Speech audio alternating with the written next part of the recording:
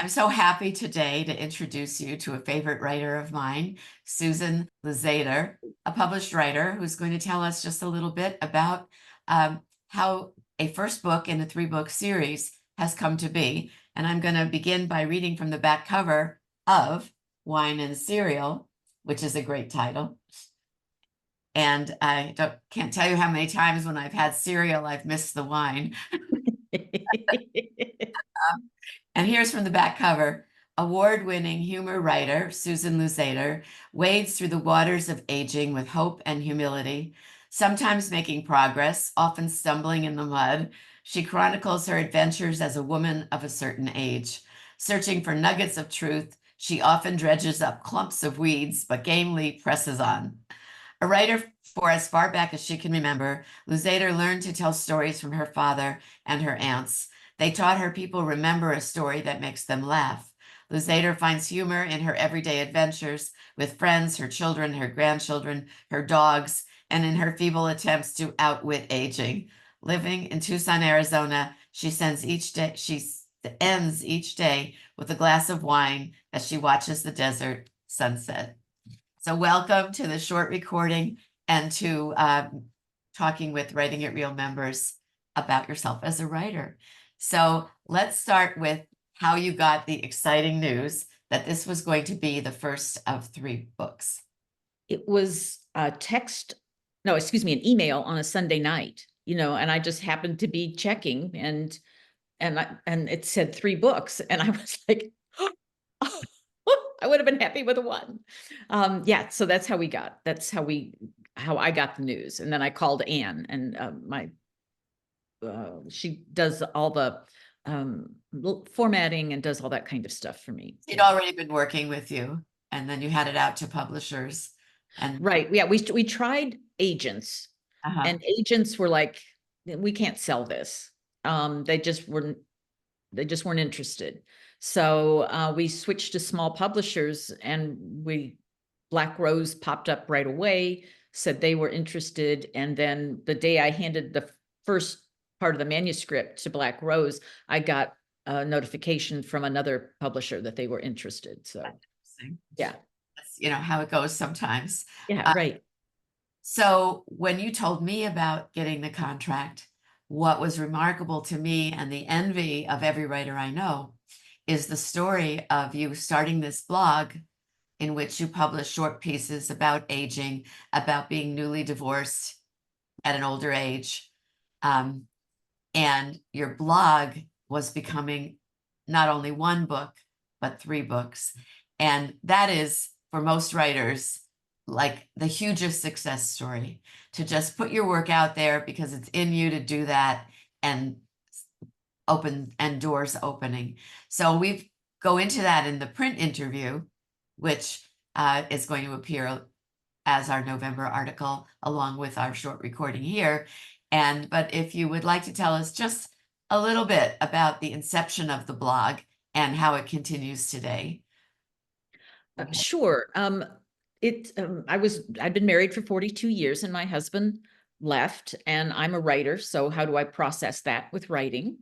And then I took a Sheila class, and I have to tell you, I didn't want to go. Susan Smith, who's our mutual friend, she said, nope, you are done sitting around feeling sorry for yourself. We're going to this class. And I really loved the class, and I really loved the short pieces. It fit with what I was doing, that I could take whatever was happening in my life, find the humor in it. And yeah, because if you can find the humor, you can own it. So right. Yeah. And it does get you, eventually you're laughing too.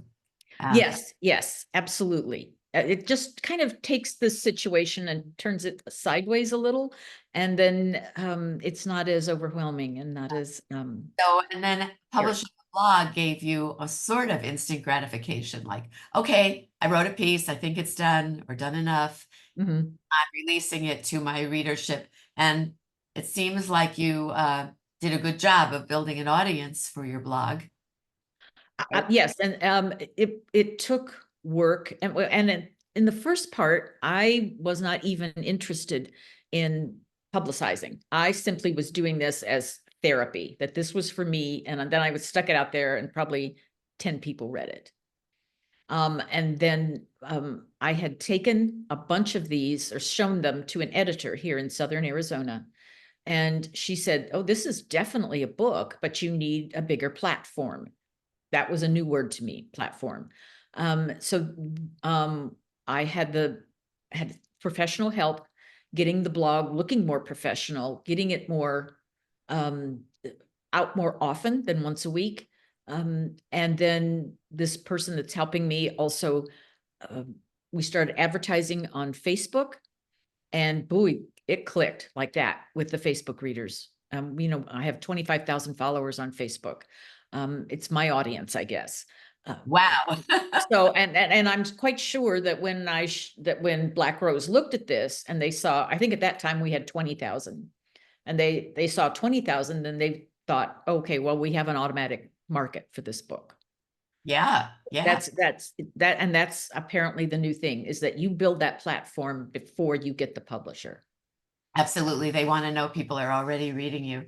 So it's very exciting and very wise of you to invest in yourself after the disruption of a divorce. That's how it reads to me, that you took your talents as a writer, you were serious about it, you found the right contacts, and cultivated the prospect of a book. You have to, I think it really helps if you have the mindset that this is a business. The writing is not the business. The writing is the beautiful part, but getting your writing out there, it is a business, and you have to look at it from a business point of view. Well, it seems like it was very nourishing to you, just as the pieces are nourishing to others who read them. So we did plan that you would read a short piece to us today from the book. Okie doke. This one is called, what is it? Searching for Neverland. My buddy and I decide to see the play Finding Neverland. I'll get the tickets, I foolishly volunteer. I find the ticket site, and after several wayward clicks, locate the theater. They've blocked everything out except 2 tickets in the second row. I so rock at getting tickets. Feeling happy and smug, I click on the print tickets button. Nothing happens. I click again. Nothing happens. I say bad words and click really hard again. Nothing happens. I feel like Captain Hook when he couldn't find Peter Pan's hideout. I call the theater and listen to the menu. It mentions nothing about tickets not printing, so I punch in the number for the manager. A young woman's recorded voice informs me someone will get back to me as soon as possible. The performance is less than a week away, so panic begins to cloud my brain. I am Captain Hook, running from the crocodile. I call the ticket company. For blank, press 1. For blank, press 2. When it hits 6, I just punch in a number. For blank, press 1. For blank, press 2. This time I have 5 choices. No options mention printing tickets. I press 3 this time. Maybe that will be my lucky number. For blank, press 1. For blank, press 2. If I had a hook for a hand, it would slash my computer to bits. Suddenly, I'm talking to a perfectly pleasant young woman who tells me I have to erase my browser history. I tell her I don't even know what that is. She is silent, but I hear computer keys being punched. Let me get my supervisor, she eventually says. Another perfectly pleasant young woman gets on the line, and after a lot of clicking, she determines that these tickets can't be printed, but can only be displayed on my phone. Like Captain Hook, I'm beginning to dislike young people. This perfectly pleasant young woman walks me through the many steps I must navigate to find the tickets on my phone. I yelp with glee when I find them. Now, she says, you need to screen save the tickets so you don't have to worry about showing them when you get to the theater. Like Captain Hook, I weep in frustration. I know that that particular one is not necessarily about aging. However, it does seem to me that we are a group of people who were born without the computing gene. Exactly. Our grandchildren who seem already, they pop out knowing how to swipe right. It's not intuitive for me. It's not intuitive. And then add to it the fact that the systems we're asked to use in being secretaries instead of having secretaries, we are our life secretary. Mhm. Uh, they they're not working right either, Mhm. obviously. So I love what that encapsulates, and I love the way you're able to do that. So I see this woman who's probably read some Peter Pan to her grandchildren. I love the resonance of the word never Yeah. and all the allusions to the Captain Hook character. You really bring the frustration to life, and you sitting there in this world as it is today for us. So thank you for reading it, and thank you very much for our short interview. Is there anything you'd like to add before we turn over? We turn our readers over to the print interview that we've done. Okay. Yeah, you can see my blog at wineandcereal.com. And you can order the book there. You can order the book on Amazon or Barnes and Noble, just various different places. Okay. Thank you. And when can we expect the next two in the series? Next one's out mid-November, and the third one will be out in March. Okay, and we could find it in all the venues you've talked about. I Mhm. think subscribing to Susan's blog is a very, very good idea. It will keep you amused and very happy. So, Thank you so much. yeah.